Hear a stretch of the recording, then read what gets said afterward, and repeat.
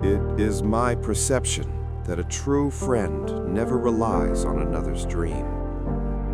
A person with the potential to be my true friend must be able to find his reason for life without my help. And he would have to put his heart and soul into protecting his dream. He would never hesitate to fight for his dream, even against me. In the history of fiction, few moments carry the seismic weight of the Eclipse. It is the event horizon of Berserk, the point of no return where dark fantasy truly earns its genre. But beneath the cosmic horror and the visceral gore, the Eclipse is fundamentally a character study. It is the final, brutal answers to a question posed at the very beginning of the Golden Age. What is a man worth? We often look at Griffith's sacrifice as an act of pure evil, and it is. But to dismiss it as simple villainy is to miss the tragedy of his construction. Today, we are dissecting the exact moment Griffith chose godhood over humanity. We are analyzing the specific psychology that led to those two words, I sacrifice. And central to this analysis is the one anomaly in Griffith's calculated existence, the one variable he couldn't account for. Part 1. The Architect of Destiny. To understand the sacrifice, we first have to understand the currency Griffith deals in. From childhood, Griffith didn't just have a goal, he had a mandate. He believed he was chosen. His dream of a kingdom wasn't a want, it was the definition of his existence. Griffith viewed the world through a terrifyingly utilitarian lens. People were not peers, they were resources. In his mind, a true ruler stands alone. Remember his famous speech at the fountain? It is my perception that a true friend never relies on another's dream. A person with the potential to be my true friend must be able to find his reason for life without my help, and he would have to put his heart and soul into protecting his dream. He would never hesitate to fight for his dream, even against me. This philosophy is Griffith's armor. It allows him to send soldiers to their deaths without guilt. If they die for his dream, they are fulfilling their purpose as stones paving his road to the castle. As long as he remains the emotionally detached architect, the guilt cannot touch him. He is above them. But then there was Guts. Guts was supposed to be just another stone, a large stone perhaps, a useful weapon, but a tool nonetheless. Yet, as the Golden Age progressed, Griffith began to violate his own internal laws. He risked his life for Guts. He lost his composure for Guts. When Guts left, Griffith didn't just lose a soldier, he lost his composure.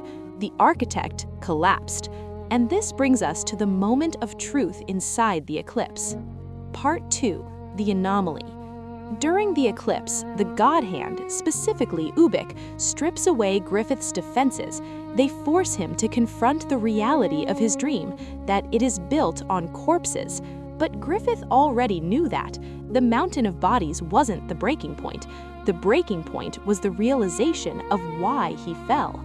As Griffith sits broken, mute, and ruined, he looks at Guts, the man struggling in vain to save him, and Griffith admits the truth to himself. Among thousands of comrades and tens of thousands of enemies, you are the only one. You are the only one who made me forget my dream. This line is the key to the entire series. It is an admission of love, and it is an admission of hatred. For a man like Griffith, forgetting the dream is the ultimate sin. The dream is his God. To forget it is apostasy. Guts was the only thing in the world bright enough to outshine the castle. Guts was the only person who made Griffith feel human, who made him content to just be, rather than to conquer. And Griffith hates him for it. He hates Guts because Guts represents his weakness. Guts is the proof that Griffith was not the untouchable God King he pretended to be. He was just a man who got lonely. And because he allowed himself that human connection, he lost everything. He was tortured for a year. His tendons were cut, his tongue was removed, he was reduced to an invalid. In that moment, staring at Guts, Griffith sees the cause of his downfall.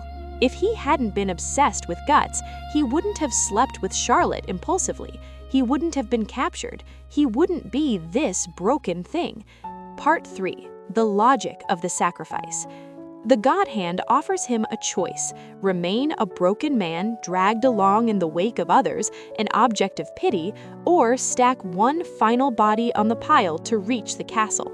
Many interpret the sacrifice as Griffith simply being power-hungry, but it's more desperate than that. It is a sunk cost fallacy on a cosmic scale. Griffith looks at the pile of dead comrades in his vision. If he stops now, if he doesn't sacrifice the rest, then the deaths of the first 1,000 meant nothing.